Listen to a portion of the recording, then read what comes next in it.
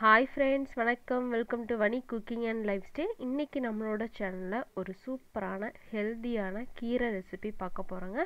அதுவும் cheap and பெஸ்டான பசலைக்கீரையை பத்தி பார்க்க போறோங்க. ஏன் சீப் அண்ட் பெஸ்ட்னு சொன்னேங்கறத வீடியோக்குள்ள பார்க்கலாம். வாங்க நேரா இப்ப வீடியோக்குள்ள போயிடலாம். அதுக்கு முன்னாடி நம்ம சேனலுக்கு இப்பதான் நீங்க ஃபர்ஸ்ட் டைம் வரீங்கன்னா மறக்காம Subscribe பண்ணிக்கோங்க. பக்கத்துல இருக்கிற பெல் ஐகானையும் பிரஸ் பண்ணிக்கோங்க. வீடியோவை ஸ்கிப் பண்ணாம பாருங்க. இன்னைக்கு சத்தான பசலைக்கீரையை பொரியல் பண்ண போறோம். இதுக்கு முதல்ல நம்ம கீரையை நல்லா வாஷ் பண்ணிட்டு நல்லா குட்டி குட்டியாக கட் பண்ணி எடுத்து வச்சுக்கலாம். வச்சுட்டு நம்ம தாளிக்கிறதுக்கு கடாயில் எண்ணெய் சேர்த்துருக்கேங்க. எண்ணெய் நல்லா சூடானதும் அதில் கடுகு பொரிய விட்டுடலாம். கடுகு உளுந்து பருப்பு சேர்த்து நான் வச்சுருக்கேன். அதை சேர்த்தாச்சு, நல்லா பொரியட்டும். இப்போ நல்லா கடுகு உளுந்து பருப்பு வெடித்ததும் அதில் நம்ம கருவேப்பிலை, காஞ்ச மிளகாய், சின்ன வெங்காயம் சேர்த்துருக்கோம். சின்ன வெங்காயம் சேர்த்துக்கிட்டா நல்லா கீரை டேஸ்டியாக இருக்கும். இதை இப்போது நல்லா வதக்கிடலாம். கொஞ்சம் ஒரு பாதி அளவு வதங்கினா போதும். நம்ம கீரையை வதக்குறதுல நல்லா வதங்கிடும் நமக்கு.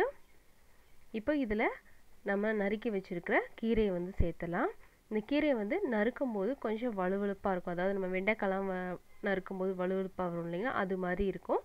அதனால் ஃபஸ்ட்லேயே நல்லா வாஷ் பண்ணிவிட்டு அப்புறமா நம்ம நறுக்கி எடுத்து வச்சுக்கலாம்.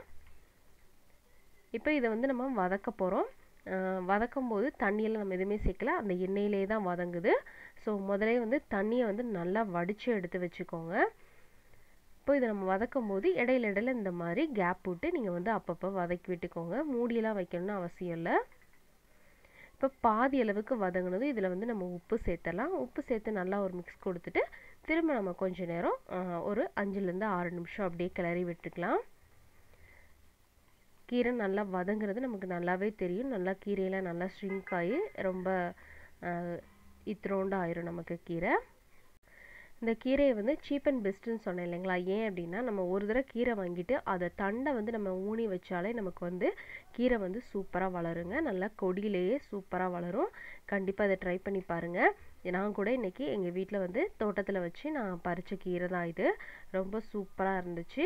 அதுவும் நம்ம வீட்டில் பறிச்சதுன்னா ரொம்ப டேஸ்ட்டாக இருக்கும் இல்லைங்களா? கண்டிப்பாக நீங்களும் இதை ட்ரை பண்ணி பாருங்கள்.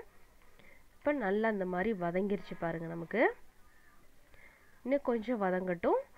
அதுக்குள்ளே நம்ம இதுக்கு ஒரு மசாலா ரெடி பண்ணோம், அதை ரெடி பண்ணிடலாம். அதுக்கு மிக்ஸி ஜாரில் தேங்காய் எடுத்து வச்சுருக்கேங்க. தேங்காய் கொஞ்சமாக போதும் நமக்கு. கூடவே சீரகம் கொஞ்சமும், பூண்டு 2 பல் சேர்த்துருக்கேன். அதோட பச்சை மிளகாய் காரத்துக்கு சேர்த்துட்டு நல்லா துருவி வச்சிடலாம் இதை. இப்போ பாருங்கள், நமக்கு கீரை ஒரு 3/4 பாகத்துக்கு வெந்துருச்சு. இதில் நான் பாசிப்பருப்பு சேர்த்துருக்கேன். பாசிப்பருப்பு 5லேருந்து ஒரு 10 நிமிஷம் தண்ணியில் ஊற வச்சு சேர்த்துருக்கேங்க. இப்படி நம்ம சேர்க்கும் போது அதிக நேரம் அது குக் ஆகணும்னு அவசியம் இல்லை.